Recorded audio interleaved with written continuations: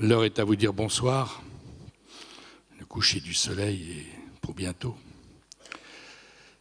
Merci beaucoup d'être aussi nombreux, comme depuis le début de ces rencontres.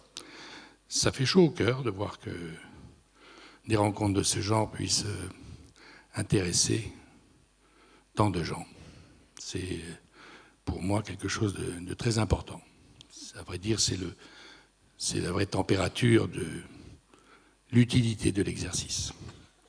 Alors, nous voici à la fin de la dernière rencontre de ce grand débat. J'espère que ces rencontres vous ont intéressé et que, conformément à notre promesse, vous avez pu voir combien la différence entre l'expression de ce que vous avez vu depuis hier et l'expression d'experts qui vous disent voilà ce qui va se passer, voilà ce qui se passe en ce moment, etc. Ce n'est pas que la parole d'expert soit négligeable, c'est qu'il y a une grande différence entre la connaissance, qui est le fait des experts, et la vie, c'est-à-dire l'expérience, la recherche pendant 10, 20, 30 ans d'un sujet, de l'explorer à fond, de discuter avec des centaines et des milliers de personnes, d'écrire, de raturer pour essayer de s'approcher au plus près de la vérité. Et c'est ça qui fait la différence entre les gens que nous avons invités et des experts. Je suis sûr qu'il vous restera, pour reprendre l'expression de Luceau, des images. Un mot. Et dit par des gens qui ont vécu ce mot pendant des années à la recherche de la chose la plus précise qui puisse être le plus proche de la vérité, de leur vérité en tout cas. Et ce n'est pas du tout contraire à la liberté de chacun de juger, au contraire. Je disais tout à l'heure, si on avait entendu deux personnes parler de l'affaire Weinstein et des conséquences, avec quelqu'un qui était pour balance ton porc et quelqu'un qui était contre, on serait sorti assez déprimé. Alors que écouter Laura Adler parler intimement de ce qu'était le harcèlement de tous ordres, ça reste. Les mêmes mots portent 10 fois plus ou 20 fois plus qu'un bon raisonnement. C'est pour ça que le choix des personnes était si important pour nous. Donc j'ai dit des personnes passées, ce qui était leur cas, et évidemment c'est le cas de Raphaël Glucksmann, qui est un des intellectuels les plus influents du moment, une enfance exceptionnelle, passée dans une famille exceptionnelle, les parents Glucksmann qui recevaient chez eux les réfugiés politiques du monde entier pendant des années. Et donc, quand on a vécu cet environnement-là, ce n'est pas évidemment la même enfance et la même jeunesse que la majorité d'entre nous. À 20 ans, il a quitté la France à la découverte du monde, effectué des reportages en Afrique, des reportages télévisés, et participé à la grande émancipation des pays d'Europe de l'Est, à la suite de la destruction du mur et de la fin de l'emprise de l'Empire soviétique sur les pays d'Europe de l'Est. C'est donc un intellectuel qui, pour poursuivre la même idée, et contrairement à d'autres intellectuels, a marché. Il a marché. Il a parcouru notre planète, il a vécu des expériences variées et ressenti les pulsations du monde. Et ça donnera à son propos, vous le verrez, des densités qui ne sont pas celles de ceux qui réfléchissent à des concepts.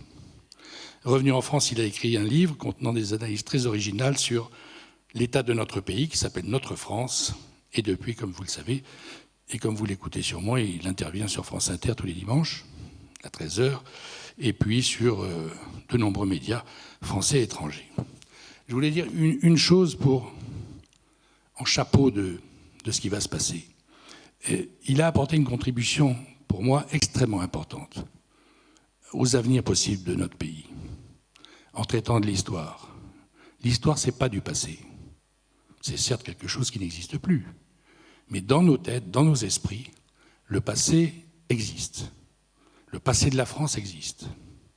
Et le passé de la France, c'est dans le passé de la France, à partir du passé de la France, qu'on peut imaginer les futurs possibles de notre pays. Je veux dire par là qu'on ne peut pas dissocier les avenirs imaginés par chacun pour notre pays, pour le mieux de notre pays, et l'étude approfondie de l'histoire de notre pays. Parce que l'histoire marque toujours et est le socle absolu des images projetées qu'on peut faire pour l'avenir de notre pays. Et cette contribution-là, Raphaël Glucksmann l'a portée et a donné à l'étude de l'histoire de notre pays une coloration exceptionnelle et intéressante. Voilà. J'espère que vous partagerez avec nous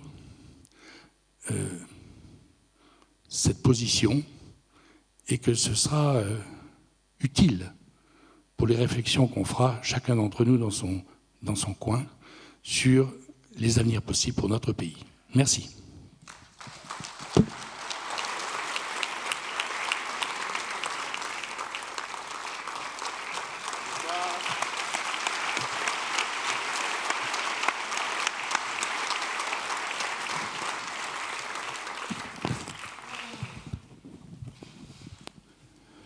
Merci d'être là. Merci de m'inviter et merci à vous tous d'être là. En cette journée de printemps, nous sommes enfin sortis de l'hiver. Alors, on est sortis de l'hiver et on va profiter de ce printemps pour essayer dégrainer quelques bourgeons qui nous permettront de voir comment peut éclore l'avenir de notre pays. Je disais un mot sur votre enfance et votre jeunesse qui a été si particulière. À ma connaissance, il y a peu de gens qui ont connu à leur table les plus grands intellectuels du moment, les réfugiés venus du monde entier, des sans-papiers, des opposants politiques, des gens poursuivis par toutes les polices du monde. Et je me disais, mais alors, quand on a 7-8 ans et qu'on assiste à tout ça, à ce défilé de proscrits du monde, et les intellectuels le lendemain qui parlent du monde, je me suis dit, mais alors le petit Raphaël Glucksmann, qu'est-ce qui peut sortir de ça? Qu'est-ce qui peut naître comme pensée de tant d'images puissantes, fortes, et de discours aussi reconnus? La première chose que le petit Raphaël Glucksmann a fait, c'est de faire une manifestation pro-Front National dans sa maison, parce que ses parents lui demandaient de laisser son lit et sa chambre aux Afghans un soir et aux Algériennes le lendemain, et qu'à la fin, j'ai voulu quand même marquer mon territoire et dire les étrangers dehors, nous sommes ici chez nous. C'est donc ma première réaction instinctive à cette ouverture sur le monde, c'est de vous réclamer mon lit. Mais non, c'était une chance incroyable, formidable. Vous savez, moi j'ai été conçu, ça je ne l'ai jamais dit, mais je sais que c'est vrai, sur les plages de Pulau Bidong, c'était en Malaisie, au moment des boat people qui fuyaient le Vietnam. Et mes parents étaient très engagés dans la création de Médecins du Monde et du bateau pour le Vietnam. Et donc, c'est là où j'ai été programmé, en fait, pour venir au monde et à la vie. Et depuis, j'ai vécu effectivement dans une ambiance étrange, qui était que des opposants marxistes aux dictatures d'Amérique latine rencontraient des dissidents d'Europe de l'Est, chrétiens et férocement anti-marxistes, chez moi, et ils discutaient et s'entendaient parfaitement bien d'ailleurs, parce qu'au fond, ils avaient un même amour de la liberté et un même anti-autoritarisme. Et donc ça m'a forgé, ça m'a aussi empêché de sécher les cours, parce qu'à chaque fois que je voulais faire semblant d'être malade pour pas aller à l'école, il y avait une Afghane ou une Algérienne pour m'expliquer qu'elle devait faire 30 km à pied pour rejoindre la seule école qui n'était pas détruite par les bombes soviétiques. Donc ça dissuadait un peu mes envies de jeune parisien. Et non, ça m'a donné le goût du monde et le goût de la France, et l'idée que les deux n'étaient absolument pas contradictoires, en fait. Parce que moi, j'ai été élevé dans ce culte de la France, d'une famille qui n'était pas française à l'origine, mais qui vouait comme ça une admiration totale à l'histoire de notre pays, à l'idée républicaine, à l'idée du droit du sol, à l'idée de pouvoir devenir français. Moi, je me souviens quand on m'endormait le soir, on me racontait pas des histoires de petits cochons, mais des histoires de la Révolution française, du jour où l'Assemblée du peuple français donne la nationalité aux citoyens étrangers qui viennent soutenir la lutte du peuple français pour la liberté.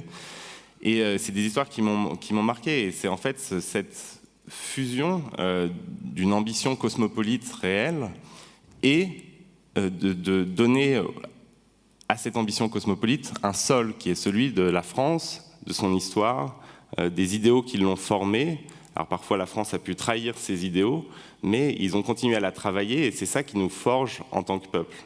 Et c'est cette quête-là en fait. Pour moi la France c'est un peu comme une idée directrice chez Kant, c'est-à-dire que c'est bien sûr qu'on peut toujours dire que cette France que je rêve n'existe pas, mais ça reste l'idée qui nous guide, ce vers quoi on tend, ce vers quoi on avance et ce vers quoi on pense. La passion de la France, c'était quoi? Un attachement à la République ou c'était le pays même, la manière de vivre des gens, le fondement de... Parce que c'est vrai que vous avez une passion de la France incroyable. Chaque fois que vous en parlez comme si vous parliez d'un amour.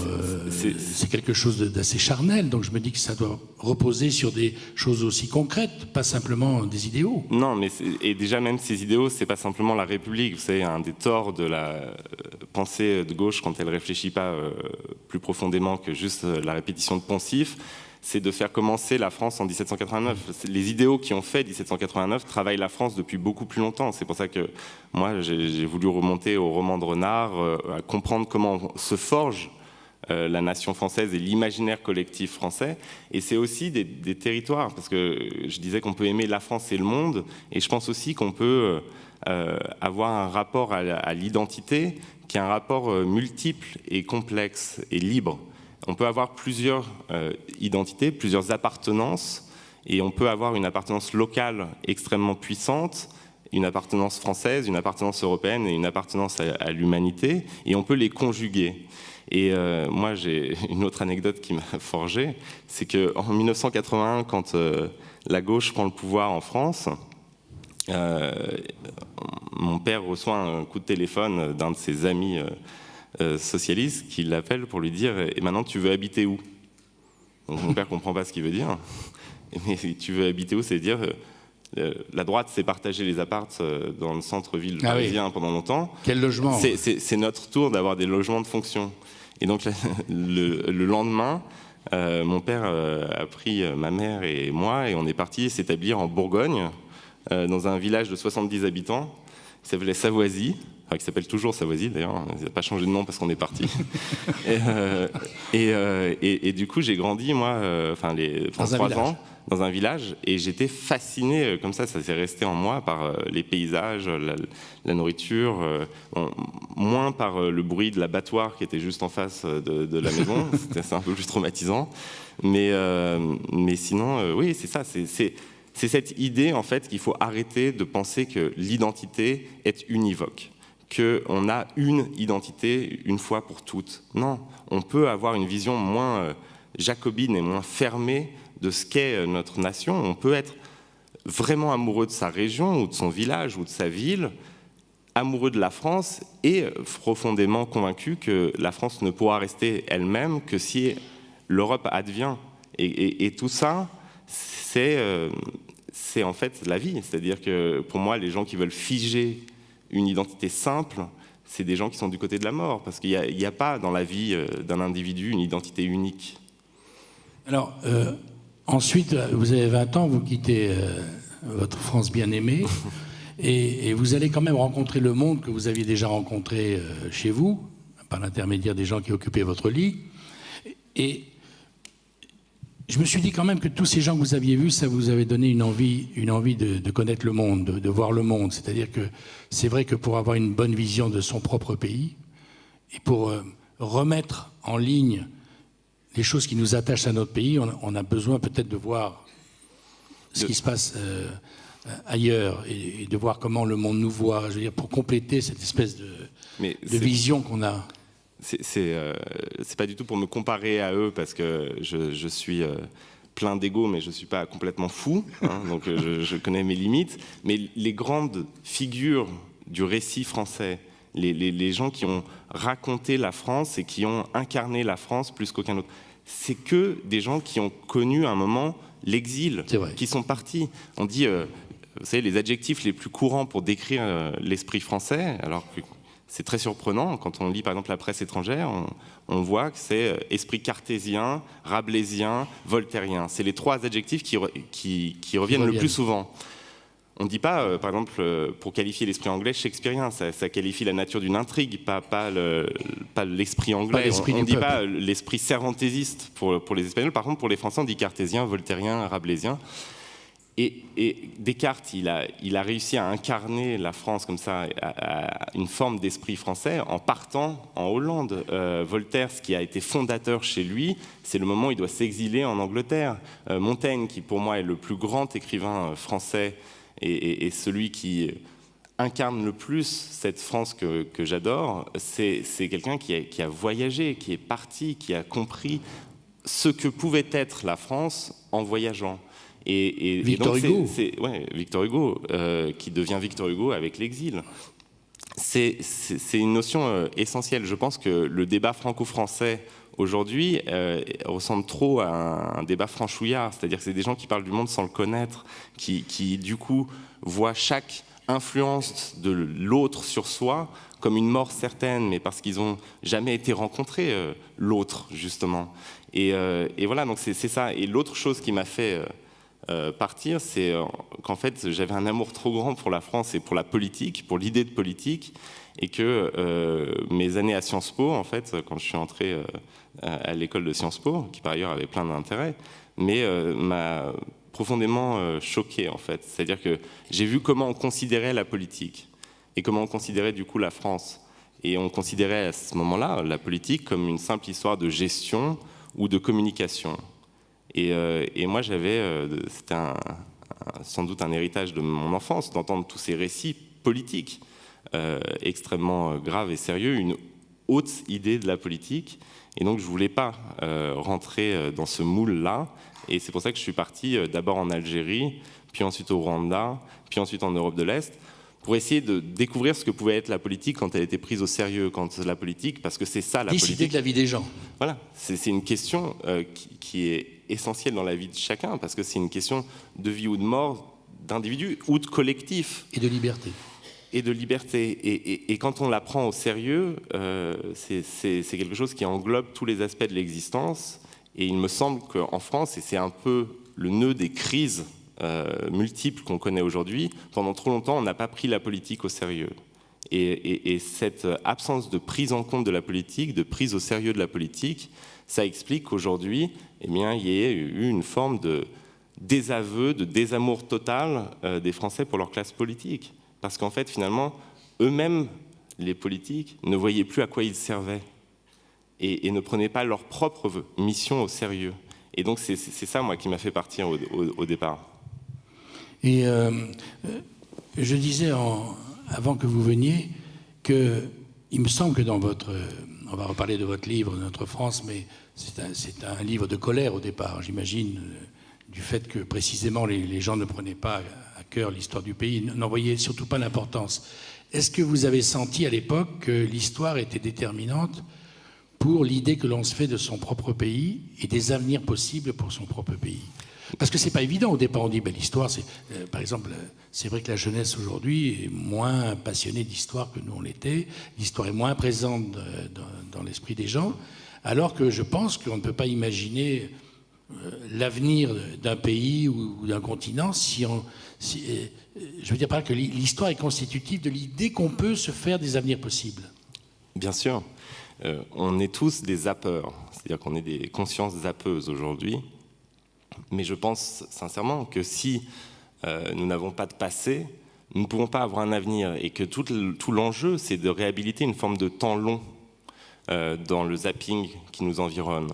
Et l'immédiateté permanente, ça ne permet pas en fait, de dessiner même un projet qui puisse nous constituer en tant que peuple en se projetant dans l'avenir. Et ce qui a permis en fait le triomphe des idéaux les plus réactionnaires dans le débat public français, c'est le fait que tout le côté progressiste du débat public a fait comme si le passé n'existait pas, a fait comme si nous n'étions les héritiers de rien du tout.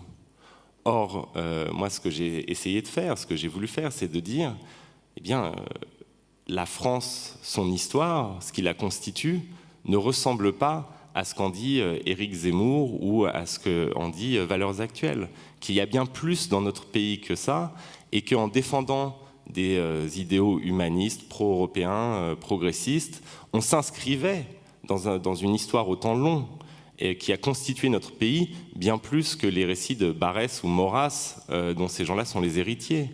Et la principale critique qui est faite en général aux gens qui, par exemple, ne prônent pas de renvoyer tous les migrants dans la mer, eh bien, c'est de dire, vous êtes hors sol. Vous, votre pensée cosmopolite, humaniste, progressiste, êtes hors sol. Ce que j'ai voulu faire, c'est justement rendre à ces idéaux leur sol. Et leur sol, c'est quoi? C'est notre histoire, c'est ce qui nous a façonnés en tant que peuple. Et effectivement, par une sorte de fainéantise ou de bêtise, d'abandon, la gauche, les progressistes ont fait pendant longtemps comme si réellement ces principes-là étaient hors sol. Or, donc, ils ont perdu leur sens, c'est devenu des poncifs, des slogans très faciles à détruire au premier coup de marteau.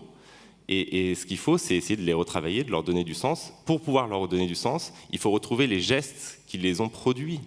Je veux dire, on vient d'une histoire, et cette histoire, par exemple, c'est des événements extrêmement connus, comme le jour de la Déclaration des droits de l'homme ou le jour de l'abolition des privilèges. Il faut les revisiter, comprendre ce qu'ils nous disent. Mais c'est aussi des événements beaucoup moins connus. Par exemple, l'histoire d'un Polonais que personne ne connaissait au XIXe siècle et que personne ne connaît aujourd'hui, qui s'appelle Joachim Lelewel, et qui, en 1833, va se faire expulser par la monarchie de Juillet pour faire plaisir à la police du tsar, parce que c'était un Polonais patriote contre l'occupation de son pays par les Russes. Et donc la police vient le chercher, il habitait dans le centre de la France, pour l'emmener à la frontière nord de la France. Eh bien, le voyage qui devait durer maximum 2 ou 3 semaines dure en fait 6 mois, parce qu'à chaque étape, il y a des manifestations, que par exemple dans le nord, la police est condamnée à rester calfeutrée pendant 2 mois, parce que les ouvriers des filatures, qui ne sont pas des bobos parisiens du 10e arrondissement, qui sont que la France à l'époque comptait de plus pauvres, eh bien, étaient en grève et bloquaient le cortège de la police. Et il faut lire ce que disent les textes de nos ancêtres à tous, même ceux qui n'ont aucune origine réelle française, nos ancêtres symboliques en tant que citoyens français. Eh bien, ce qu'ils disent dans les discours, dans les textes, ils disent, si vous expulsez ce Polonais, alors qu'ils ne le connaissent pas et que personne ne le connaît, eh bien, vous trahissez la France, vous trahissez la Révolution, vous trahissez notre pays, son histoire, et donc on ne vous laissera pas en fait flétrir ce que nous sommes en tant que Français. Et ces textes-là, à mon avis, il faut les revisiter pour répondre aussi à l'offensive qui vise à discréditer a priori tout discours d'ouverture. C'était quoi votre volonté au départ? On a bien compris que c'était pour réinstaller dans la vie de tout le monde des épisodes historiques connus par les Français, et la France évidemment, de les remettre de telle sorte qu'on élargisse notre histoire, l'histoire qu'on connaît de la France. C'est ça le but. C'est-à-dire oui, que vous regrettiez que personne ne prenne en charge des actes politiques réalisés par des Français au nom de la France. Oui, et c'était de dire à ceux qui toute la journée entendent dans les médias les mêmes gens répéter les mêmes choses, c'est-à-dire la France n'est plus la France, chaque évolution est une mort, certainement l'avenir n'est que dissolution. C'est de dire, attendez, ce discours-là a été répété à chaque siècle, à chaque évolution de l'identité française, et face à ce discours-là, il y avait un autre discours qui a produit un autre pays. Et ce discours, c'était un discours qui voyait dans les changements, dans les évolutions, dans les combats, voyait dans la progression de nos liens avec l'autre, eh bien, une affirmation de ce que c'était qu'être français et pas une mort. Et je voulais retrouver ce geste-là. Et bien sûr, je pense que personne ne peut résumer en un livre la France ou l'histoire de France. C'est pour ça que ça s'appelle Notre France. Je pense que c'est mégalo et fou de vouloir dire ce qu'est la France. Il y a bien sûr plusieurs visions de la France, et c'est le débat entre ces visions-là qui constitue notre histoire et notre pays. Mais ce qui me semblait affligeant, c'est que, alors que la vision de Maurras et Barrès était soutenue avec brio de manière constante, eh bien, la France de Montaigne, de Voltaire, de Rabelais, de Descartes, ou la France des fusillés de l'affiche rouge, des résistants étrangers, n'est pas leur page. N'était pas assumée. Moi, en fait, ce livre, il est né d'un manque. C'est-à-dire, on a eu un quinquennat, celui de François Hollande, où il y a eu les attentats les plus sanglants de notre histoire. Et on a vu des jeunes qui sont passés par l'école de la République française prendre leur Kalachnikov pour aller tuer d'autres jeunes Français. Et à ce moment-là, évidemment, il y a une crise extrêmement profonde dans la population et chez chacun d'entre nous. Il y a une question. Quel sens ça a d'être français? Qu'est-ce que ça veut dire quand on en arrive à cette horreur-là, cette extrémité-là, et qu'on fait face à un tel fanatisme? Et moi, j'ai attendu, en fait, qu'on ait un grand discours sur la France. Qu'on nous dise, au sommet de l'État, ce que ça voulait dire. Qu'est-ce que c'était que cette nation? Comment on peut lui redonner sens ou donner sens? Et ce discours n'étant pas venu, en fait, je l'ai même de manière ultra présomptueuse, je m'en excuse, écrit dans le livre. Bah oui, c'est le discours sur l'affiche rouge. Mais comment est-ce qu'on arrive dans cette situation de crise extrême à sauver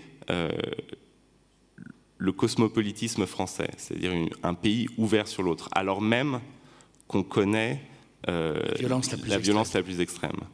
Et bien sûr, la violence, la peur que ça génère, tout pousse chacun d'entre nous à se replier sur soi. Et c'est une dynamique naturelle, logique. Et simplement, le rôle du discours public, du discours politique, c'est de construire quelque chose de commun. Et donc, quand il n'y a plus ce discours-là, quand, en gros, la gauche et les progressistes l'abandonnent de manière éhontée, eh bien, on rentre dans une forme de neurasthénie collective, c'est-à-dire de dépression. Et c'est à ce moment-là que les discours les plus fermés, les tentations du repli les plus fortes peuvent s'affirmer. Mais alors, je vois bien ce que vous dites, mais évidemment, chacun a son histoire de France. Mm-hmm. Chacun a ses préférences. Chacun a les discours qui l'ont le plus ému. Est-ce qu'on peut réconcilier ces différences énormes, ces gouffres qui séparent ceux qui pensent que Barrès et d'autres portent la vraie France et les autres, des discours inverses, portent la vraie France? Je veux dire, est-ce qu'on peut imaginer de réconcilier des gens qui ont leur histoire de France à des points aussi différents qu'on le voit aujourd'hui? Non, que c'est ça? Non, mais c'est bien. Ce qui constitue une vie publique, c'est le dissensus. Alors je comprends qu'on veuille toujours chercher le point commun, arriver au consensus. Non, c'est très bien qu'il y ait des débats. C'est très bien qu'il y ait des positions qui s'assument et qui s'opposent. Et la République, la démocratie, c'est faire en sorte que ces points de vue puissent s'affirmer et que le débat reste dans un niveau d'antagonisme qui ne dégénère pas en conflit ouvert ou en guerre civile. Et donc, il y aura toujours ces visions différentes. Il ne faut pas chercher absolument, on n'est pas un congrès du PS, on ne va pas toujours chercher à faire une synthèse. Il n'y a pas, évidemment, je pense qu'il n'y a pas vraiment de synthèse possible entre la France que je décris dans le livre et celle que Éric Zemmour prône dans Le Suicide français. Je pense qu'il y a là deux visions très différentes. L'une n'est pas nécessairement plus vraie que l'autre, d'ailleurs. Mais ces deux visions antagoniques qui ont forgé l'histoire de France dans leur débat, mais dans leur dissensus même. C'est ça qui produit une histoire. Vous savez, la France, c'est le pays de ce qu'on appelle les affaires. Alors, pas le business, mais les affaires avec un grand A. Et son histoire a été rythmée par des grands conflits symboliques qui, littéralement, ont divisé le pays en deux et dans lequel les gens se sont affrontés dans le débat public, au sein de chaque famille. Alors, bien sûr, la plus connue, c'est l'affaire Dreyfus, qui est la plus emblématique. Là, vraiment, on a, à mon avis, le symbole de ce qu'est la France. C'est-à-dire que beaucoup de gens ont voulu voir dans l'affaire Dreyfus la preuve que la France était un pays antisémite, par exemple. Moi, je pense que c'est l'inverse total. C'est-à-dire que c'est le seul, partout où on condamnait des officiers juifs à tort, et on en faisait des boucs émissaires. Un seul pays. Et il y a un seul pays où la terre s'est ouverte, et où chaque famille s'est divisée, et où la nation tout entière s'est embrasée pour le sujet, au sujet d'un homme qui en plus en soi n'était pas une figure ultra romantique, c'était un bourgeois, capitaine de l'armée, enfin c'était pas c'était pas Victor Hugo en l'occurrence. Et pourtant, chaque parti politique a implosé, tout le paysage intellectuel s'est effondré et recréé, et c'est pas la seule affaire, c'est en fait l'héritier de l'affaire Calas, d'autres affaires avant, l'affaire Théophile de Viau, par exemple, que tout le monde a oublié, mais la France entière se divise à l'époque où le roi de France veut importer l'Inquisition sur notre sol, et conseillé par les jésuites, et donc ils prennent Théophile de Viau, un poète, et le font passer en procès pour sodomie et apologie de la sodomie et blasphème. Et ils pensent comme ça faire un procès test qui permettra à l'Inquisition de venir en France. Simplement, ce qui se passe, c'est que le pays tout entier explose de libelles et de lettres, mais il y en a des centaines, et qui sont lus par des centaines de milliers de gens. C'était les tweets de l'époque. Ouais, c'était les tweets de l'époque, et légèrement mieux écrits, quand on regarde, que la moyenne des tweets. Mais, et le pays se scinde en deux, et donc le roi, voyant ça, renvoie les jésuites à leurs études et leur dit que l'Inquisition ne pourra pas venir dans ce pays de fous, parce que pour un poète sodomite, on est au bord de la guerre civile.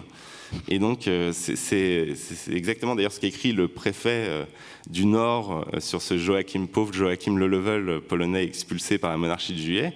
À un moment, il écrit au roi et il dit enfin, on va quand même pas perdre la monarchie, parce que les gens étaient vraiment partout dans les rues, pour un Polonais dont personne n'a entendu parler.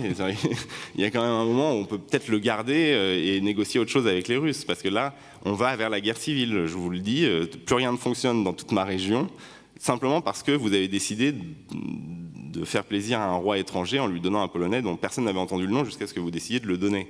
Et donc, il ne faut pas rechercher le consensus à tout prix.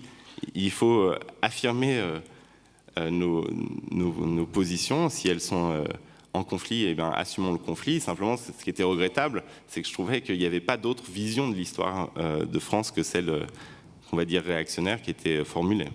Alors, c'est vrai, ce que vous dites, ce serait vrai en période calme, c'est-à-dire que la démocratie fonctionne, les uns ont une vision, les autres ont d'autres visions, on fait des élections, et voilà. Le problème, c'est que ce que vous disiez tout à l'heure, c'est la violence qui est arrivée. Bien sûr. On a assassiné des gens par dizaines, plus de 100, dans 3 attentats incroyables.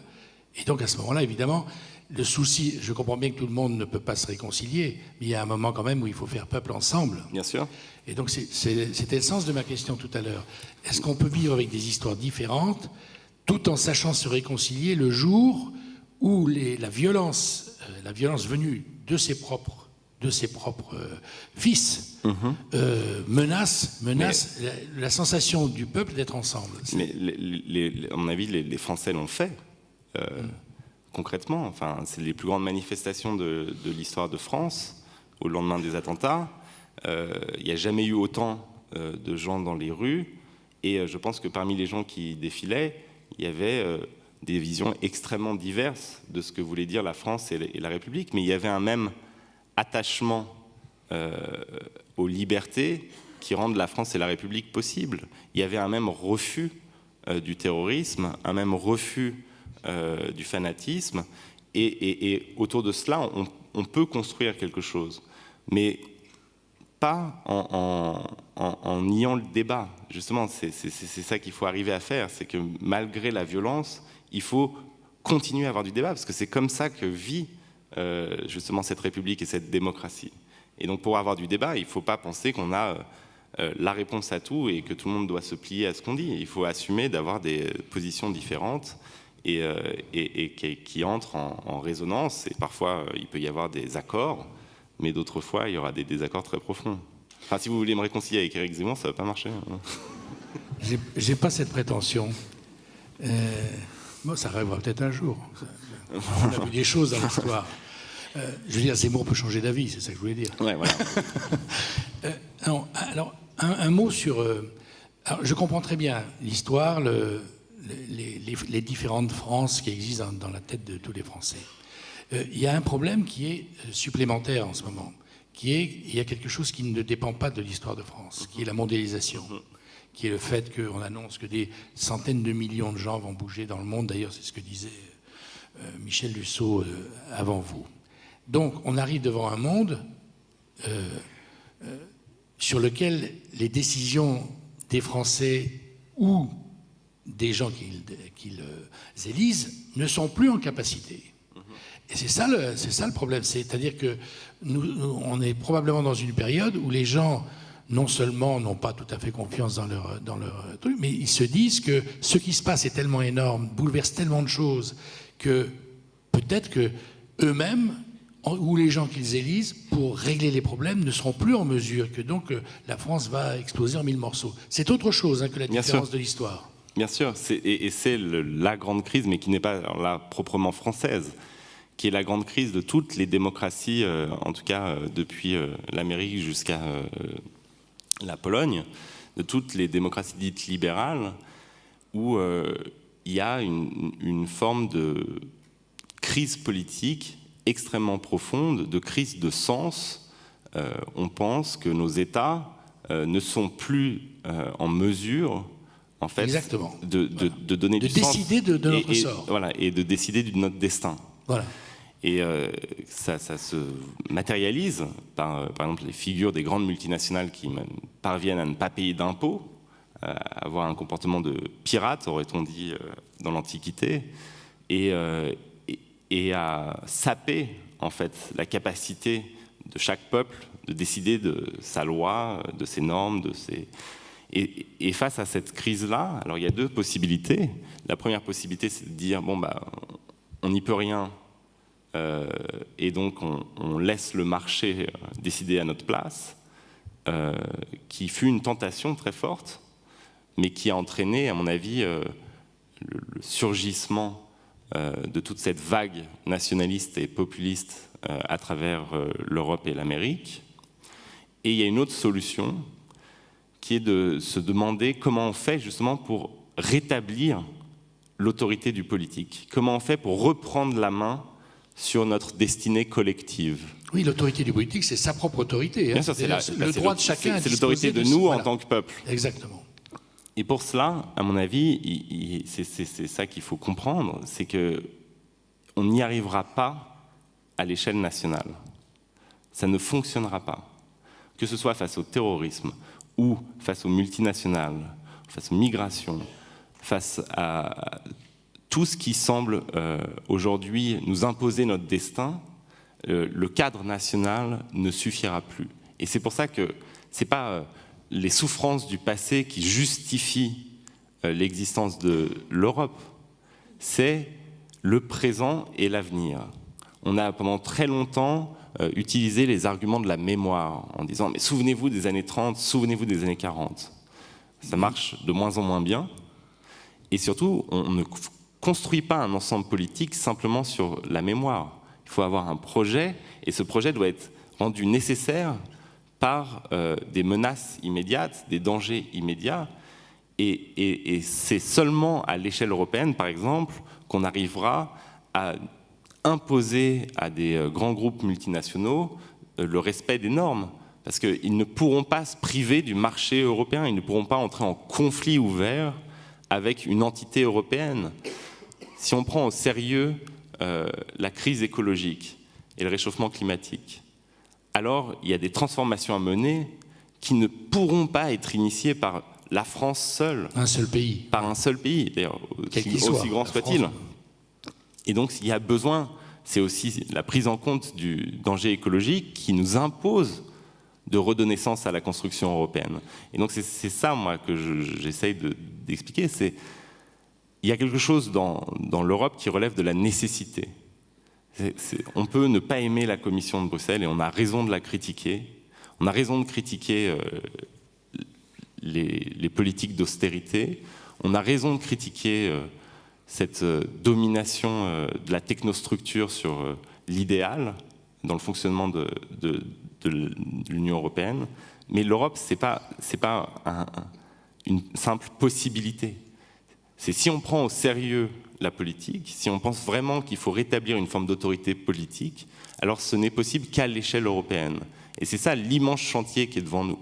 Et si on prend au sérieux même les idéaux qui nous rattachent à la France, alors on est obligé d'essayer de créer cette union politique européenne pour pouvoir les défendre et les imposer. Et c'est ça l'enjeu des années qui viennent, c'est-à-dire est-ce qu'on est capable de non pas faire un petit pas, mais faire un saut sur la question européenne, de faire en sorte que l'Europe devienne un acteur politique, un acteur démocratique et un acteur de la transition écologique. Si on n'y arrive pas, honnêtement, la France seule ne pourra pas restaurer le sens du politique. Ça ne marchera pas. L'environnement, effectivement... Oui, mais vous comprenez bien, Raphaël Glucksmann, que la réaction de chacun, c'est de dire, si on n'a plus le doigt sur la décision dans notre propre pays, et si on rentre dans une Europe, alors qu'est-ce qui va nous rester? Évidemment moins que dans nos frontières. Vous comprenez ce que je veux dire? Oui. La dépossession de son avenir est accentuée par le fait qu'on est dans un plus grand groupe. Mais on est dépossédé de notre avenir, en un sens, déjà aujourd'hui, parce qu'il y a eu trop de démissions du politique. Donc comment est-ce qu'on reprend possession de notre avenir? C'est ça. Et comment on reprend possession de notre avenir, ça ne passera à terme que par l'existence d'une démocratie européenne. C'est-à-dire la construction. Aujourd'hui, quand on pense des mouvements politiques, il faut les penser à l'échelle du continent. Il faut les penser en s'alliant avec des forces qui partagent les mêmes convictions dans les pays qui nous sont voisins. C'est comme ça, parce que sinon, on sera toujours les jouets en fait, des multinationales. Par exemple, vous voulez prendre le pouvoir, vous, et avec un programme de réforme sociale avancée, et vous voulez absolument faire en sorte que les multinationales, par exemple, payent des impôts. Voilà. Ou bien que simplement la justice sociale soit un objectif admis par tous. Et voilà. Et j'ai envie que... Et moi, je vote pour vous parce que je suis d'accord avec votre programme. Et alors, qu'est-ce que vous faites? Vous instaurez des régulations en France seule. Mais vous allez avoir une coalition de ces multinationales pour vous abattre, pour faire en sorte que la France paye le prix de son indiscipline, de son audace politique. Et la seule manière que ce soit entendu et que ce soit accepté, c'est d'entrer dans un rapport de force, mais qui suppose qu'on ne soit pas seul, qui suppose qu'on ne puisse plus jouer l'Irlande contre la France, qui suppose qu'il y ait des normes communes à l'échelle du continent qui fassent qu'on ne peut pas, si on est Google ou Microsoft, jouer certains pays européens contre d'autres. Et c'est ça tout le défi, c'est comment est-ce qu'on impose ces normes à l'échelle d'un continent. Et un continent qui est déjà un marché unique, donc un marché unique devrait avoir des normes communes. Et ce marché unique, c'est le premier marché du monde. Donc quelle est la multinationale qui voudrait faire abstraction de ce marché? Et c'est ça qui nous permettra de rétablir le politique. Ce n'est pas des fanfaronnades juste à l'échelle de Paris. C'est cette capacité qu'on a à penser à un devenir européen. Et si on croit vraiment dans les principes qui ont constitué notre pays, eh bien, il va falloir travailler à ce devenir européen. Alors, j'en viens juste sur un point qui est... on a compris qu'il y avait plusieurs histoires de France et qu'il y avait en fait deux grands camps politiques qui s'étaient affrontés en France depuis des décennies, gauche et droite, pour aller très vite. Le problème maintenant aussi, c'est que d'autres réalités sont venues bouleverser. On a bien vu que le paysage politique a été bouleversé en France dans l'année 2017. Mais pourquoi? Parce que la mondialisation dont on parle, c'est-à-dire les choses venues de l'extérieur, ont fait que maintenant les gens ils appartiennent à d'autres camps que gauche et droite. C'est-à-dire, est-ce qu'on survit dans la mondialisation? Est-ce qu'on est assez éduqué? Est-ce qu'on a accès au travail? Est-ce qu'on a accès à des travaux qui nous permettent de progresser? Ou bien on a comme seul destin que d'être les perdants? Et donc maintenant, il me semble que c'est moins une affaire gauche-droite que perdant et gagnant. C'est-à-dire qu'il y a dans l'avenir qui se dessine, tel qu'il est présenté par des gens qui nous prédisent l'avenir, que comment échapper au clan des perdants? Mais non, c'est un état de fait sur le résultat des élections en 2017. C'est-à-dire qu'il il y a eu, si on prend la carte électorale, c'est évident qu'il y a eu un vote dit de classe. C'est-à-dire que dans le 10e arrondissement de Paris, qui est le mien, qui est vraiment un havre bobo cosmopolite, Emmanuel Macron a fait 95% au deuxième tour. Et si je prends ma voiture, moi j'ai l'habitude d'aller en Picardie, eh bien, à 1h30 de route de Paris, il y a des endroits où Marine Le Pen a fait plus de 70%. Et ces deux France ne se parlent plus, ne se comprennent plus, et en 2017, il y a eu une sorte de cristallisation comme ça. Est-ce que c'est durable ? Moi, je ne pense absolument pas que ce soit durable. Je pense qu'il y a besoin de reconcevoir la politique en fonction de vision de transformation de la société. Et que ça ne peut pas durer d'être « nous sommes les ouverts et vous êtes les fermés ». Sinon quoi ? Sinon, l'alternative, c'est quoi à Emmanuel Macron ? C'est la victoire de la France fermée, de la France qui va sortir de l'euro, de la France qui va sortir de l'Europe ? Non, je pense qu'il y a une vision qui doit revenir dans le jeu politique, qui est une vision qui épouse l'idée d'ouverture et d'Europe, mais introduise une quête sociale dans le débat public. Et c'est un enjeu, à mon avis, crucial, pas seulement pour ceux qui partagent cette vision, mais pour la France dans son ensemble. Vous savez, moi je pense qu'un des grands débats aujourd'hui, au-delà de ouvert ou fermé, c'est individualisme contre une forme de souci collectif. Et je pense que les visions politiques... Les premiers de cordée, quoi. Oui, mais les visions politiques dépendent largement, en fait, du diagnostic qu'on établit sur la crise. C'est-à-dire que la manière dont on lit le présent construit notre projet. Et on peut penser que le principal problème aujourd'hui dans les démocraties libérales, parce que partout, il y a la même crise. C'est pas qu'en France. Regardez les élections en Italie, regardez les élections aux États-Unis, le Brexit, les élections en République tchèque, les élections en Autriche, des pays qui d'ailleurs, pour l'Autriche par exemple, ou les États-Unis, étaient plutôt dans une période de croissance avec un chômage bas. Donc ce n'est pas que les conditions socio-économiques qui déterminent. Cette crise, elle est partout et elle est liée, pour moi, à l'incapacité de nos démocraties à produire du sens et à donner le sentiment d'appartenance à un peuple qui peut décider de son avenir, c'est ce dont on parlait tout à l'heure. Et donc on peut dire, aujourd'hui, les gens sont mécontents parce qu'il y a trop de structures collectives mourantes qui bloquent les initiatives individuelles, qui empêchent les individus de réaliser leur propre destin. Et donc là, on a une vision qui est fondée sur l'individu, l'individualisme. Et on peut, à contrario, penser que ce qui crée la crise aujourd'hui, c'est l'absence de soucis collectifs, l'absence de structures collectives, le fait que nous sommes tous des individus esseulés et qu'à aucun moment on a l'impression de faire partie d'un peuple, on est intégré dans quelque chose qui nous dépasse. Et donc dans ce cas-là, on a le souci d'une vision qui soit une correction de cet individualisme. Et je pense que c'est là la clé du problème, et ça va faire un débat. Il y a un débat à avoir avec le président de la République, il y a un débat à avoir sur la scène publique française, vous savez, et dans toutes les démocraties libérales. Moi, je compare souvent nos démocraties libérales à un tableau de Caravage qu'on peut trouver à Saint-Louis-des-Français, à Rome. Ce tableau, c'est Saint Matthieu et l'Ange. Alors on voit, c'est le tableau apparemment comme ça, le plus beau, le plus calme, le plus lisse même, peut-être, en tout cas le plus harmonieux de Caravage, qui est un peintre par ailleurs très sulfureux. Et on voit comme ça Saint Matthieu discutant avec l'ange et prenant sous la dictée de l'ange les notes. Et on a l'impression d'une harmonie parfaite. Simplement, au premier plan, il y a un tabouret sur lequel s'appuie Saint Matthieu. Et le tabouret menace de tomber.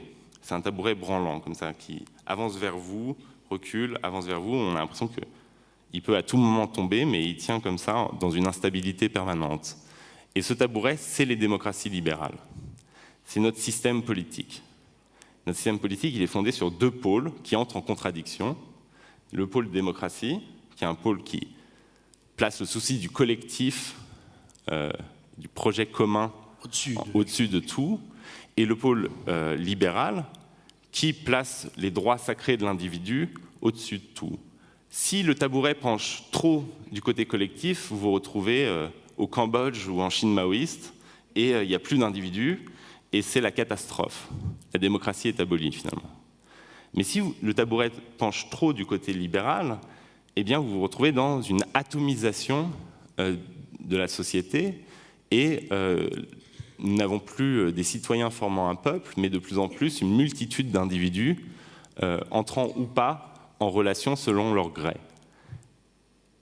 Et tout l'enjeu de la pensée, en fait, c'est de savoir de quel côté penche le tabouret. Et je ne crois pas, moi, aux gens qui pensent que leur pensée est éternellement juste.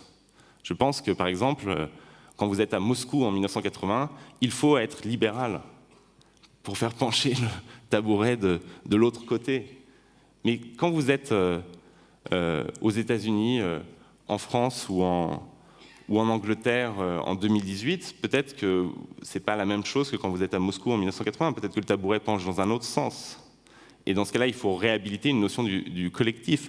Moi, une question très simple, c'est comment est-ce qu'on peut penser faire un peuple quand il n'y a plus aucune structure collective qui façonne ce peuple? Je veux dire, à part l'école, on fait tout reposer aujourd'hui sur l'école, il n'y a plus ces structures collectives qui existent. Les syndicats sont en crise, les partis politiques de masse sont en crise, les églises se vident. Quel est le moment dans ma vie? Les associations.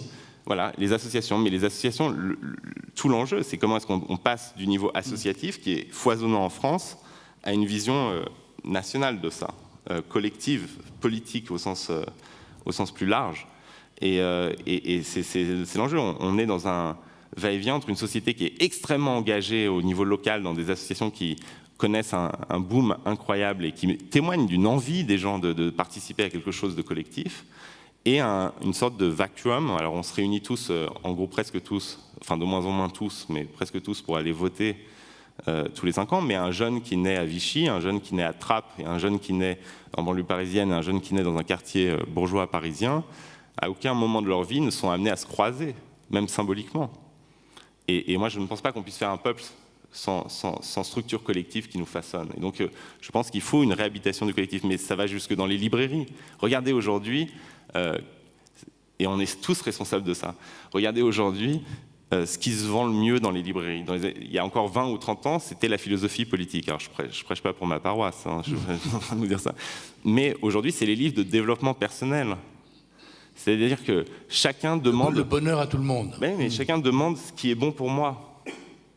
Et la question de la société juste, et la question de ce qui est bon collectivement pour le peuple français ou pour les Européens, c'est des questions qui sont un peu mises de côté, parce que l'enjeu, c'est d'abord moi en tant qu'individu, moi en tant qu'individu qui vient de telle religion, moi en tant qu'individu qui vient de telle région, moi en tant qu'individu... Ok, très bien. Mais la politique, c'est aussi savoir mourir à soi-même pour parler en tant que citoyen et avoir un souci collectif. Et ça, c'est compatible avec l'extension de la géographique? C'est-à-dire avec le fait que nous ayons un avenir européen à partager avec d'autres, c'est imaginable, parce que sortir du cadre national, c'est difficile à ce moment-là. Mais c'est ça l'enjeu. Alors, j'ai jamais dit que ce serait facile, mais je pense que c'est notre mission de créer cela au niveau européen, de créer une citoyenneté européenne. Enfin, on a une monnaie commune, et on est tellement loin d'un imaginaire collectif commun qu'on n'a même pas été capable de mettre autre chose que des ponts et des structures inertes sur cette monnaie commune. On n'a même pas été capable d'inventer une figure pour nous rallier. Enfin, on en a plein. Et moi, je pense que c'est dans ce travail sur l'émergence d'une citoyenneté européenne. Là-dessus, par exemple, je soutiens totalement ce que le président français voulait faire, c'est-à-dire proposer des listes transnationales aux élections européennes pour qu'il y ait l'émergence d'un débat qui soit réellement européen, pas simplement un débat national à l'occasion des élections européennes. Et il faut avancer sur ce type d'initiative pour faire émerger cette conscience européenne. Moi, je pense que mais ça ne va pas se faire du jour au lendemain, mais c'est la seule réponse possible, que toutes les questions... vous parliez des migrations, mais une des raisons de l'explosion italienne, c'est parce qu'il n'y a pas de politique européenne. C'est qu'on a laissé la Grèce et l'Italie seules. Se débrouiller seuls. Et qu'effectivement, l'incapacité de l'Europe à avoir une politique commune là-dessus, eh bien, crée des tensions extrêmement fortes en Italie. Mais à l'échelle européenne, ces migrations, elles ne sont pas si bouleversantes en termes de nombre. Mais si on laisse l'Italie gérer ça, effectivement, pour l'Italie, c'est très violent comme situation. Mais vous avez cette crise comme ça des solidarités, à mon avis, elle se retrouve aussi par exemple dans la question de Mayotte. Je veux dire, Mayotte, à l'échelle française cette fois-ci, sans dimension européenne, tout le monde répète que Mayotte c'est la France. Mais alors si Mayotte c'est la France, agissons concrètement comme si Mayotte était la France. C'est-à-dire que Mayotte est incapable de gérer 4000 mineurs isolés qui participent aux violences et deviennent un problème complètement ingérable à l'échelle de Mayotte. Mais enfin, ces 4000 mineurs, à l'échelle de la République française, c'est pas ingérable. Et ce qui rend les choses ingérables, c'est quand on refuse de les gérer à l'échelle qui est nécessaire pour les gérer. Et donc, pour l'Italie, c'est ingérable. Mais à l'échelle européenne, c'est pas ingérable. Aujourd'hui, tout le monde se gausse de Mme Merkel. Mais si les autres leaders européens, au pic de la crise de 2015, n'avaient pas regardé leurs chaussures quand elles leur parlaient des réfugiés, on aurait pu tout à fait gérer ce problème à l'échelle européenne. Simplement, il n'y a que, vous pouvez demander à n'importe quel responsable politique, quand elle posait la question sur la table, au sommet européen, il n'y avait que les Suédois qui répondaient. Les autres, ils étaient en train de regarder leur cell phone, leurs chaussures, ils avaient piscine, mais ils ne voulaient absolument pas répondre à ces questions. Et c'est ça, c'est une faillite de l'Europe, mais les problèmes qui nous semblent impossibles à gérer à l'échelle nationale peuvent être gérés à l'échelle européenne. Quand vous avez pris la direction des nouvelles, du nouveau magazine littéraire, il y a 1 mois, 2 mois, 3 mois, quelle est l'ambition, quel est le but que vous fixez? Parce que c'est une responsabilité, c'est une présence publique, c'est une voix publique. Le but, c'était de décloisonner les choses et d'essayer d'avoir une maison commune. Moi, je pense que c'est un drame qu'en France, les philosophes philosophent, les écrivains écrivent, les poètes poétisent, les sociologues sociologisent, mais ça manquait d'un endroit dans le débat public où les différentes langues pouvaient se retrouver pour parler du monde et de la France. Et ce qui me semblait faire la force aussi du discours du repli et du rejet, c'était l'existence de structures collectives comme ça, où les gens se rencontrent et parlent. Et moi, j'aimerais que voilà, des plumes, quel que soit leur langage, qui partagent une vision ouverte de notre pays, de notre continent, de l'homme et de la femme en général, eh bien, puissent raconter le monde. Et l'autre ambition, l'autre volonté, c'est de me dire que un des immenses problèmes aujourd'hui, c'est l'absence de temps long dans le débat public. J'en ai parlé à propos de l'histoire, mais ça me semble fondamental. C'est-à-dire que, en gros, on est comme des poulets sans tête. C'est-à-dire que si on regarde juste son fil Twitter ou les chaînes d'infos en continu, on saute d'événement en événement, de question en question. On exige notre compassion à un endroit, puis ensuite à l'autre bout du monde, et le lendemain, ça sera un autre drame, et puis après les attentats viennent un accident d'hélicoptère en Argentine, et puis après l'accident d'hélicoptère en Argentine, Johnny, et puis après Johnny, et à la fin, on est comme sous, c'est-à-dire qu'on est un bateau ivre. Et donc je pense qu'il faut, et d'ailleurs c'est le seul avenir possible pour la presse écrite selon moi, il faut sortir de ce zapping, enclencher le mode avion de notre iPhone, et accepter le temps long, c'est-à-dire accepter qu'un écrivain puisse, pendant 3 mois, enquêter sur la famille Mera et écrire non pas 3 feuillets, mais produire 10 pages. Et permettre au lecteur d'entrer dans une question, même de se noyer dans cette question. Il faut qu'on accepte voilà, l'expérience de l'immersion, en fait, de la noyade. Alors, c'est pas très sexy aujourd'hui, on veut tout apprendre très vite, mais je pense que, et pour ça la littérature peut vraiment nous aider, on doit réapprendre en fait à prendre notre temps, à lire réellement, et pas simplement à feuilleter ou à zioter. Et ça, pour moi, c'était l'objet qui permettait ça, et qui permet ça. Et c'est vital. Et d'ailleurs, c'est la seule chance pour la presse écrite, parce que je crois à la mort, moi, de la presse écrite jetable. C'est-à-dire que si ce n'est pas un objet qui vous accompagne, pourquoi est-ce que vous payeriez pour avoir les mêmes infos que vous pouvez avoir à la télé gratuitement ou sur votre smartphone. Et voilà, donc l'idée, c'est de créer cet objet-là. Pourquoi avez-vous écrit il y a 3 ans que vous étiez une génération perdue, que vous aviez le sentiment... J'ai pas dit perdu. Ouais. Gueule de bois. Gueule de bois. On peut se réveiller d'une gueule de bois. Non, parce que parce que vous avez assisté au réveil du monde, quand même. Ouais, enfin, j'ai surtout assisté au fait que quand j'avais 15 ans, on nous expliquait que des faits absolument magnifiques s'étaient penchés sur notre berceau et qu'on vivait la fin de l'histoire. C'était la thèse de Fukuyama à l'époque aux États-Unis, à la chute du mur de Berlin et de la fin de la guerre froide. Il nous a dit que c'était la fin de l'histoire et le dernier homme, que désormais les grands conflits théologico-politiques étaient finis, qu'il fallait comprendre que désormais, le monde allait avancer, que la démocratie allait se mondialiser, qu'il n'y aurait plus des grandes guerres, que tout ça c'était l'histoire au sens de l'histoire passée. Et on s'est réveillé au moment où j'écris Génération Gueule de Bois, dans un monde où, loin de se mondialiser, la démocratie était contestée au cœur même de nos sociétés, que loin d'avoir la paix éternelle, on avait des scènes de violence inouïes au sein même de nos villes, et que loin d'avoir une prospérité promise, on se retrouvait dans une situation de chômage de masse et de stagnation. Et c'est ça la gueule de bois, c'est quand on vous a expliqué que tout allait fonctionner par soi-même et pour soi-même, tout d'un coup vous vous rendez compte que si vous laissez les choses continuer, vous allez dans le mur. Et c'est là où la politique redevient nécessaire, et où en un sens elle redevient belle aussi. C'est-à-dire qu'on se rend compte aujourd'hui que ces années 90-2000 étaient en fait une vaste illusion.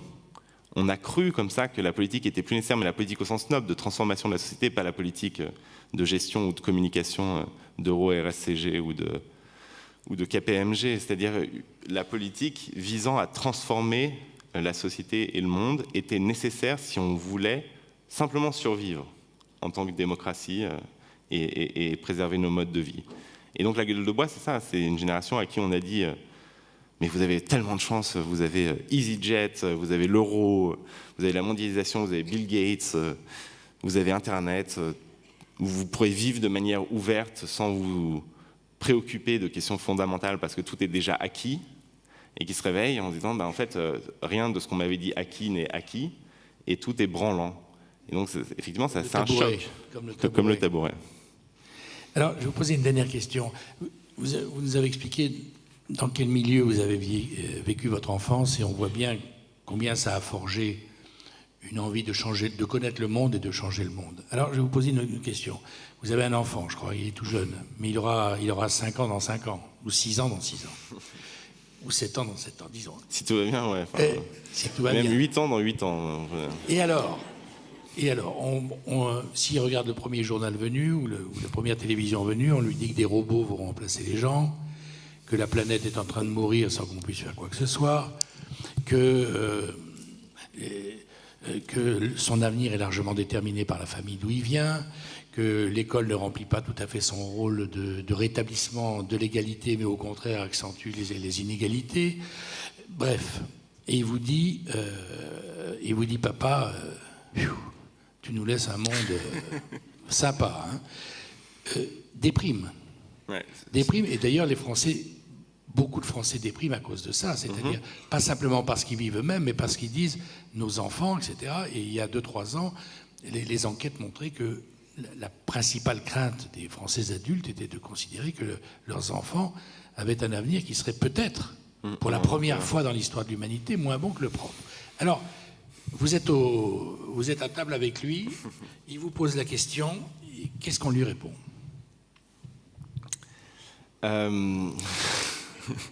J'ai de la chance parce que pour l'instant il comprend rien, donc j'ai du temps pour réfléchir. Non, ils ont le droit de manger, ça se passe à table. Ouais, j'ai dit on parle pas la bouche pleine. Non, bon réflexe. Je lui dis vous avez du métier. Mais je lui dis que tout dépend de nous, de moi et de lui, de nous tous. C'est-à-dire que, bien sûr, par exemple, vous avez parlé des robots. Bien sûr, il faut prendre en compte le fait que l'intelligence artificielle va complètement transformer notre rapport au monde, au travail, notre vie en commun. Soit ça va créer, ce qui est, selon certains prophètes transhumanistes de la Silicon Valley, c'est parfaitement acceptable. Je ne pense pas que pour nous ce le soit, d'une société de caste où il y aura des inutiles et des gens tout-puissants augmentés. Soit c'est l'occasion justement de repenser notre société et notre rapport au travail. Je veux dire, il y a un texte par exemple de Michel Serres où il explique, se fondant sur l'étymologie du mot robot, qui vient de robota, d'un roman tchèque, qui veut dire esclave. Il dit à l'époque de Michel Serres, à l'époque de l'Antiquité, la démocratie a pu fleurir parce que les esclaves assumaient le travail le plus pénible. Et que donc les citoyens pouvaient dégager du temps et de l'énergie pour s'investir dans la vie collective bien plus que les gens des démocraties modernes. Et il dit, aujourd'hui ce serait franchement inacceptable, j'espère qu'on est tous d'accord, ce modèle, mais les robots, et puis la comparaison vient de l'étymologie, les robots peuvent remplir des tâches qui permettent de dégager du temps justement pour un investissement différent et un investissement public. Donc on peut aussi voir cette catastrophe annoncée de la robotisation comme l'occasion d'une redéfinition de notre investissement public. Mais ceci à condition de prendre en compte ce qu'il faut faire dans ce cas-là pour que cela fonctionne. C'est-à-dire qu'il faut changer notre rapport au travail, du coup ne pas avoir nécessairement comme notion du travail à valoriser simplement le travail de production dans le sens capitaliste, qu'il y a des pistes sur le revenu universel, sur le capital universel, on peut en discuter, mais qui permettraient de valoriser l'investissement public des citoyens. Et moi, je pense que ce dont on a besoin aujourd'hui plus que jamais, c'est de cet investissement public. Et quand vous parlez de la déprime des Français, il y a un sondage, moi, il faut se méfier des sondages en général, mais il y a une enquête d'opinion extrêmement intéressante d'un centre américain qui s'appelle le Pew Research Center et qui a fait un sondage à l'échelle du monde en posant simplement 2 questions. La première question, c'est vous personnellement, comment jugez-vous votre situation personnelle, votre avenir personnel? Avec optimisme ou pessimisme?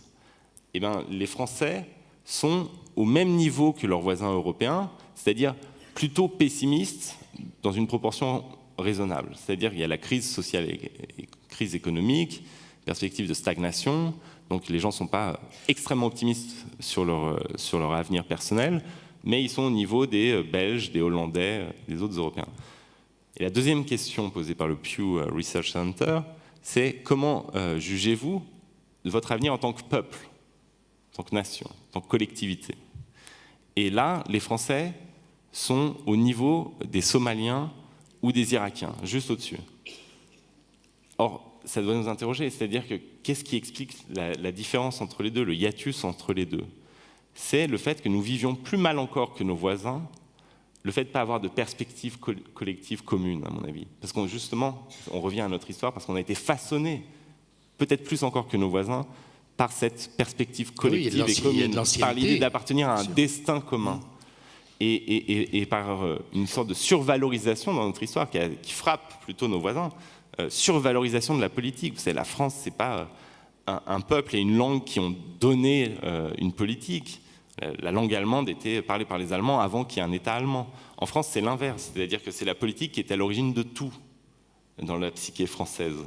Et donc voir cette crise de la politique, ça entraîne une dépression collective beaucoup plus forte, même si les gens ne vont pas d'emblée dire c'est à cause de ça. Moi, je pense que c'est un des grands facteurs d'explication de ce hiatus entre notre situation personnelle et notre avenir commun. Et l'autre chose que je dirais à mon fils, s'il me comprend, c'est, je lui raconterai les propos d'un retraité ancien syndicaliste dans la sidérurgie que j'ai vu pendant longtemps en Lorraine. Et il se posait une question, il disait, mais je ne comprends pas en fait, je ne comprends pas mes enfants. J'ai dit pourquoi? Et il me dit, parce que, au fond, alors ils ne sont pas riches, mais ils ont tout ce que moi je n'avais pas. Ils ont une voiture, ils ont une maison, ils ont un téléphone portable, et ils votent Front National. Alors que moi, on était vraiment dans la misère, et ça ne nous serait jamais venu à l'idée, en fait, à l'esprit.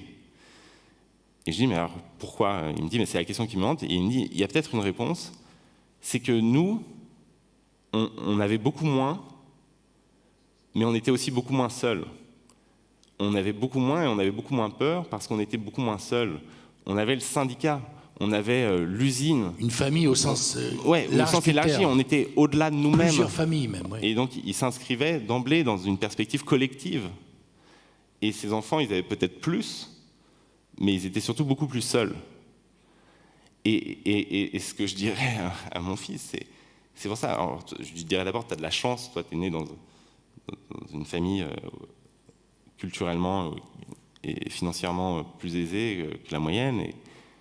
Mais toi aussi, tu as besoin de t'inscrire dans une perspective collective. Ce qui est le manque aujourd'hui, c'est la capacité de l'individu à dépasser son propre horizon, l'horizon de soi-même, pour s'inscrire dans quelque chose de transcendant. Et c'est ça qui fait que... Enfin, c'est parmi les raisons principales qui font que les enfants de ce retraité de la sidérurgie avaient beaucoup plus peur que lui, alors qu'ils avaient matériellement plus que lui.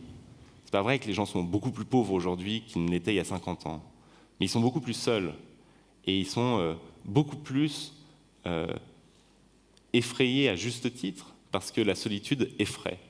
Et donc c'est ça l'enjeu, c'est comment est-ce qu'on réhabilite, on revitalise, on redonne sens aux structures collectives qui nous permettent d'être un peuple. Vous savez, une salle de classe, la société c'est comme une salle de classe à l'école. Vous avez 30 élèves, il y en a 10, ceux que notre camarade président dirait les premiers de cordée, 10 qui réussissent, il faut les aider à réussir, c'est pas le sujet. 10 qui sont des élèves qui ne posent pas de problème, et 10 qui échouent, et il faut leur prêter une attention particulière. Mais ce qu'il faut faire aussi, c'est que les 30 aient le sentiment, la conscience d'appartenir à une même classe de cours. Et c'est ce sentiment-là d'appartenance à une collectivité, à un destin commun, qui s'effiloche. Et si ça s'effiloche, alors la démocratie est en danger. Et le maître d'œuvre de ça, c'est qui? Le fait que ça s'effiloche? De la reconstitution de la classe. Ah, c'est chacun d'entre nous. C'est chacun d'entre nous. Et c'est pour ça que moi, quand on dit, par exemple, la jeunesse française est dépolitisée, moi, j'y crois pas une seconde. Je pense que les gens ont parfaitement conscience que la politique va faire retour dans leur vie, que s'ils veulent continuer à avoir une vie publique, une vie en tant que peuple, eh bien, il faut prendre en main la politique.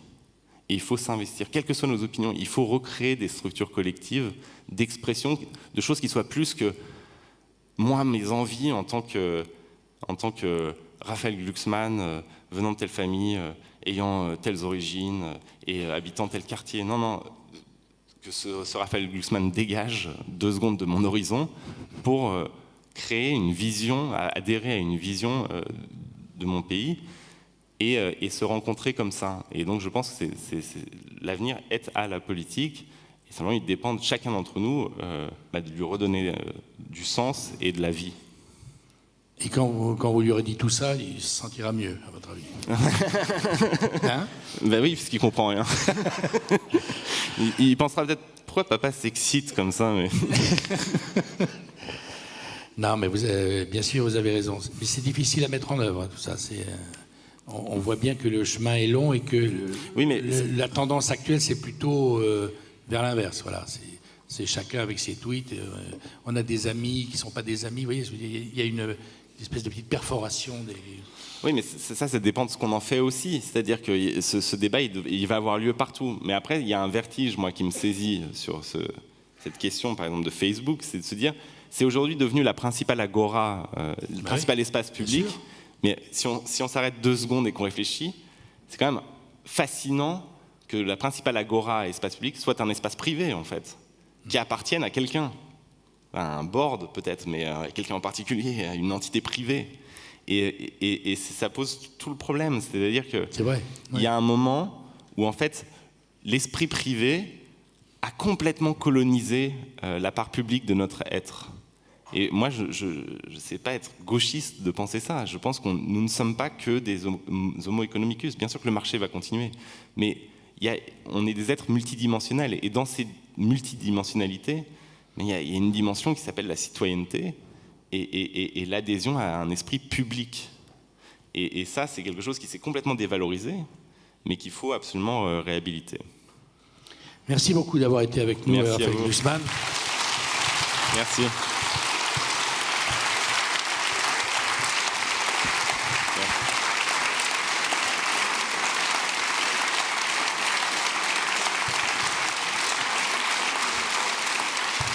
Merci.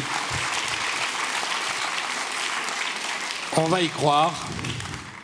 C'est vrai, on va y croire. Alors, je voulais juste attirer votre attention sur un point. Est-ce que vous avez vu les gestes de Raphaël Glucksmann pendant 1h10, 1h15 ? Pardon. Non, je dis ça pour une raison.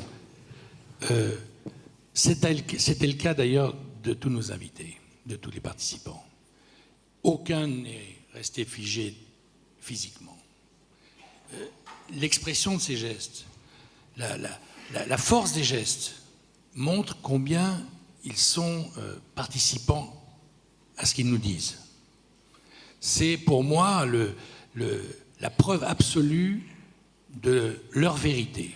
C'est-à-dire qu'ils n'expriment pas des sentiments, des opinions comme ça. Non, ils donnent d'eux-mêmes l'image d'énergie qu'ils veulent donner à ce qu'ils disent. Et c'est ça qui fait que, voilà, j'espère que cela vous aura touché, tout ça, parce que le grand débat, c'était la rencontre avec des idées, mais la rencontre avec des gens qui, il l'a dit pour son fils, qui s'engagent pour ces idées au point que le corps participe à leur manière de penser. Et ça fait la différence entre les experts et les gens qui sont quelqu'un. Voilà, c'est une énorme différence. Merci. Merci beaucoup. Merci beaucoup.